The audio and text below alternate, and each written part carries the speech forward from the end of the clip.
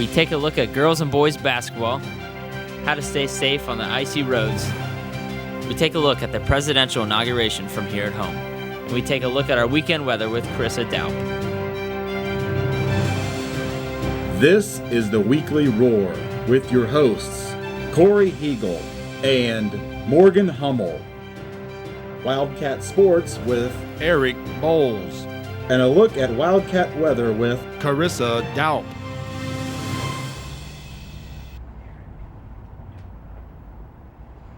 Hello and welcome to the Weekly Roar. I'm Corey Hegel. And I'm Morgan Hummel. We have a great show ahead of us today, including a look at the weather and a checkup on this season's sports teams. Well, I really hope we don't have snow coming anytime soon. I think those snow days last week are going to come back to bite us. Well, you might be right.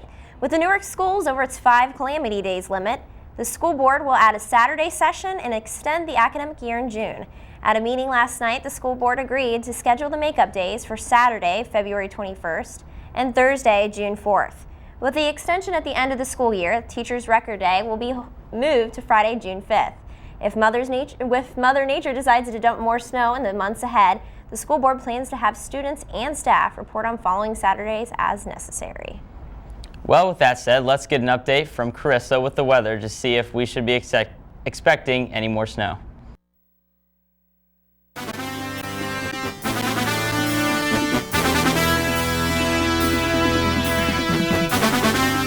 Thanks, guys. We made it through another winter storm, and as the weeks go by, the temperatures will get a little warmer. Taking a look at the national map, there is some precipitation to the south and the east. Moving a little closer to home, there should be no snowfall over the weekend, just some precipitation to the south. Temperatures will probably cause the remaining snowfall and ice to melt away over the weekend.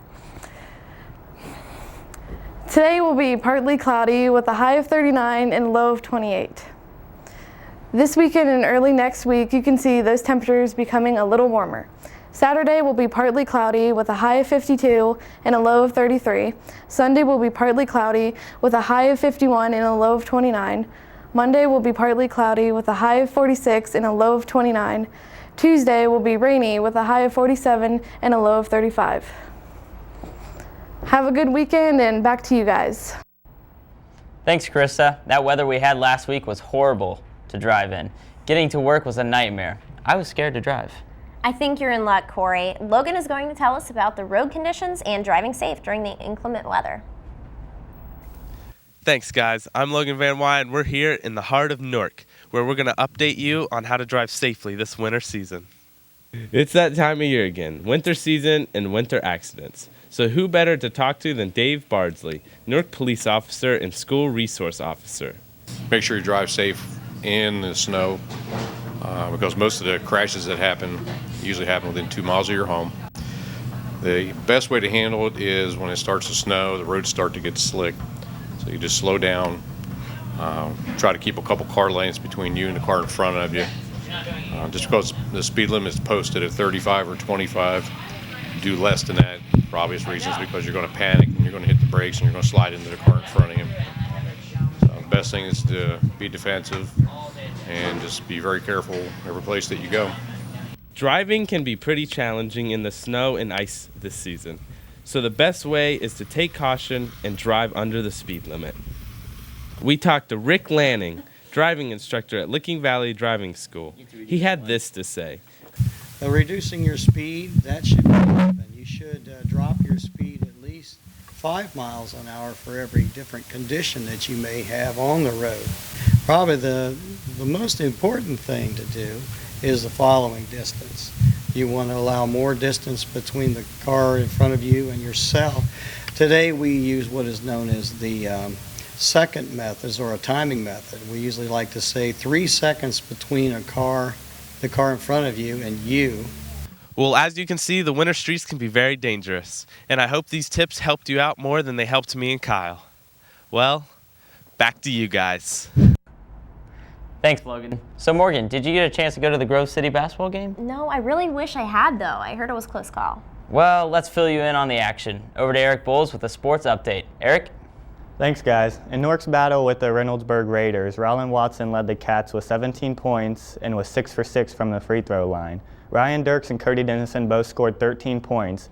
Newark trailed 16-6 at the end of the first quarter, but took a 24-22 lead going into halftime. The Cats held their 5th consecutive opponent under 50 points and finished up with a 49-43 victory.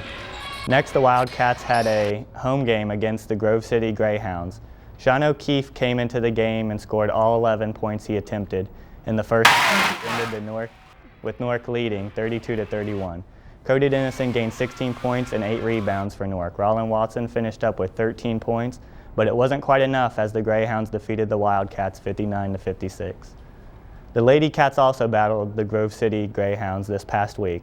Sarah Bennett scored 14 points and Olivia Bybee added another 12 for the Wildcats.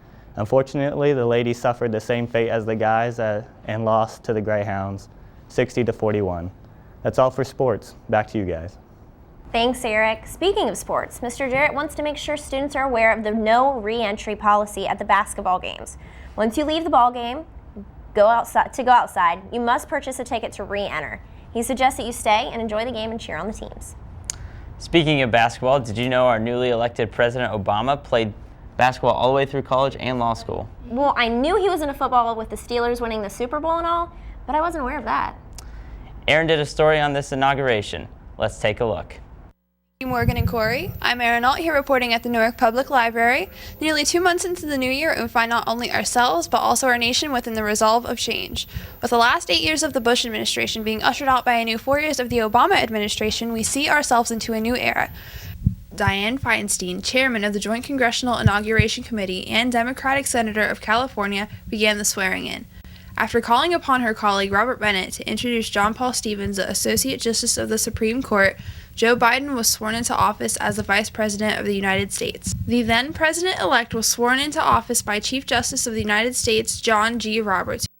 Millions around the country and billions throughout the world closely followed the 44th President's inauguration. The world seemed united for Barack Obama, as many believe that President Obama is the change we need. While giving his inaugural speech, the 44th President addressed many of the concerns of the American people. Homes have been lost, jobs shed, businesses shuttered. Our health care is too costly, our schools fail too many. We will harness the sun and the winds and the soil to fuel our cars and run our factories, and we will transform our schools and colleges and universities to meet the demands of a new age. To those leaders around the globe who seek to sow conflict or blame their society's ills on the West, know that your people will judge you on what you can build, not what you destroy.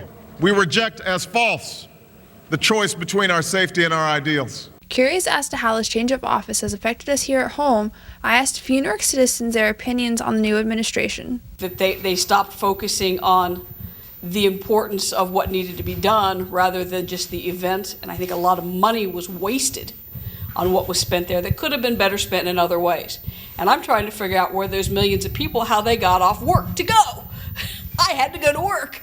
He's got to work with Congress, and if the Congress isn't willing, they haven't been willing so far to work with him, they keep trying to stall, so I don't know that he's going to be any more effective than anyone else has been. Money's the bottom line.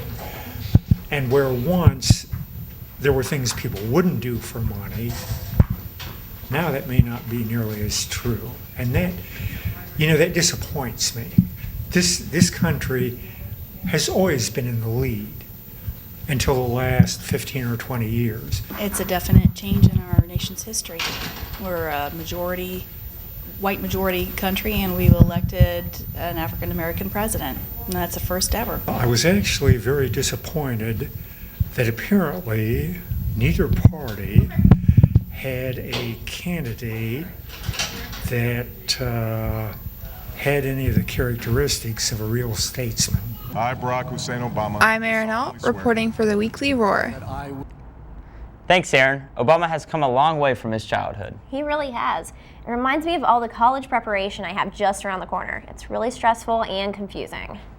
By now, juniors should know about the ACT Now program, offering free ACT tests paid for by a grant received by Ecologic College. An important part of taking the test is being prepared, so Ecologic College is offering a series of free ACT help sessions.